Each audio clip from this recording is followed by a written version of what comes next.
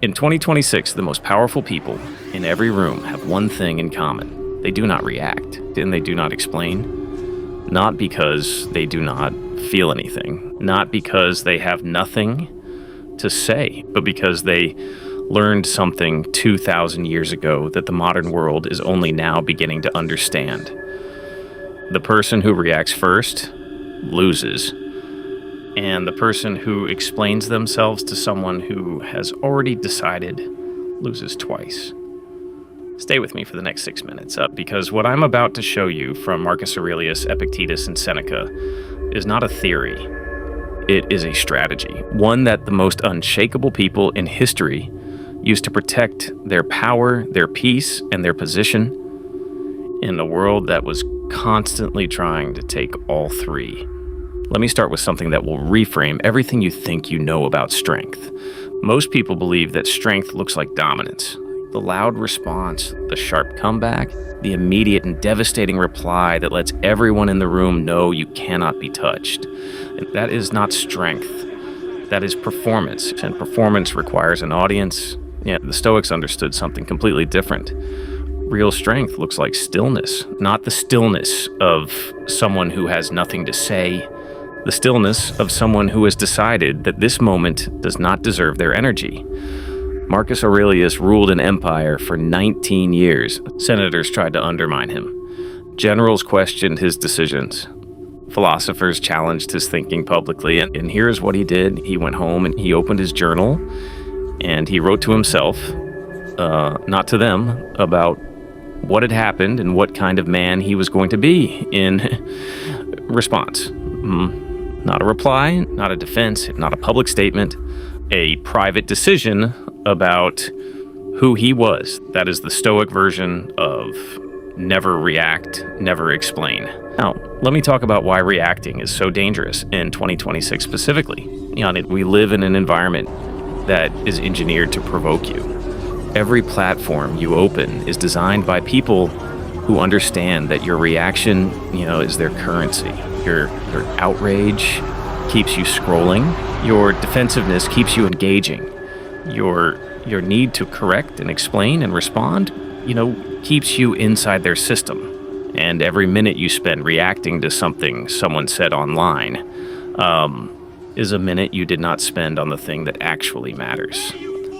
The 48 Laws of Power addresses this directly. Never appear too eager to respond, because the person who responds immediately signals that they were affected.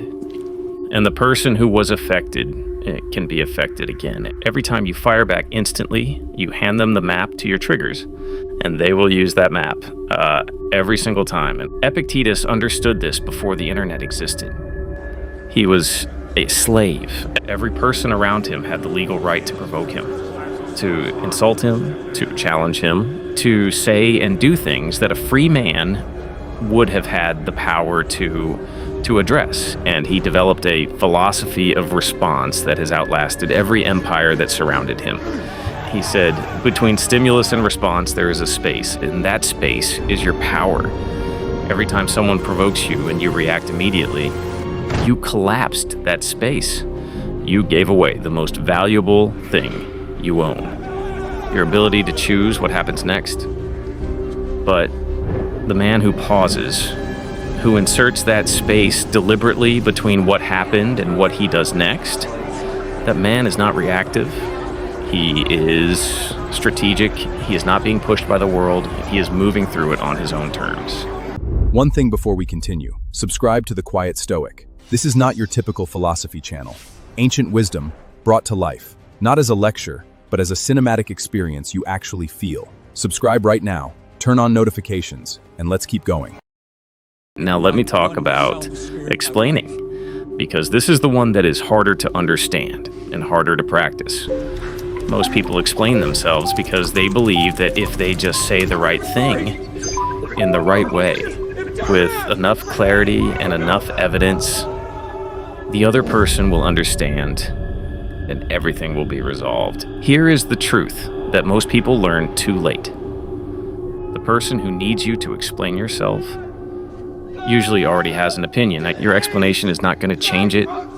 It is going to give them more material to work with.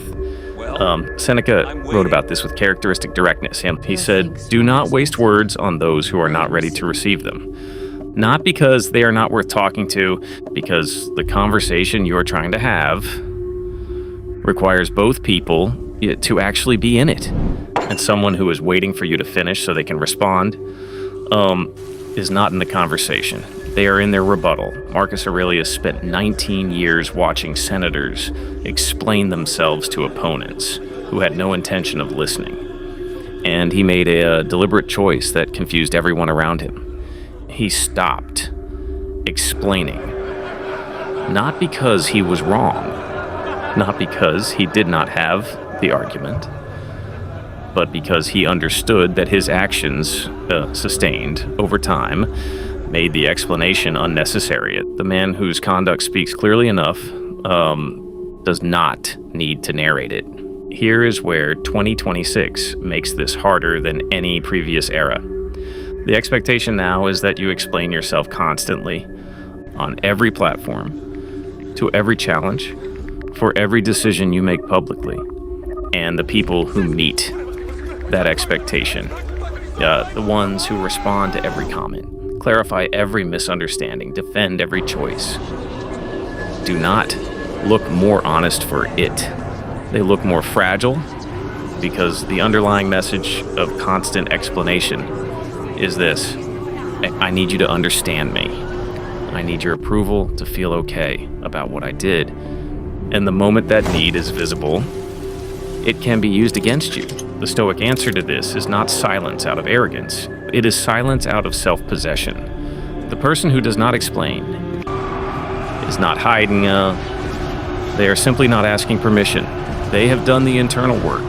They know what they stand for. And that knowing does not require an audience. Let me give you the practical version of this, because the Stoics were not theorists, they were practitioners. And the practice of never react, never explain is not about becoming cold or distant. It is about developing what Epictetus called the inner citadel, the part of you that cannot be reached by provocation. Not because you have no feelings, but because you have decided that your feelings are yours, and not everyone who provokes them has earned the right to see them. The practice looks like this. The next time someone says something designed to provoke you, before you respond, pause. Ask yourself one question. Does this response serve me?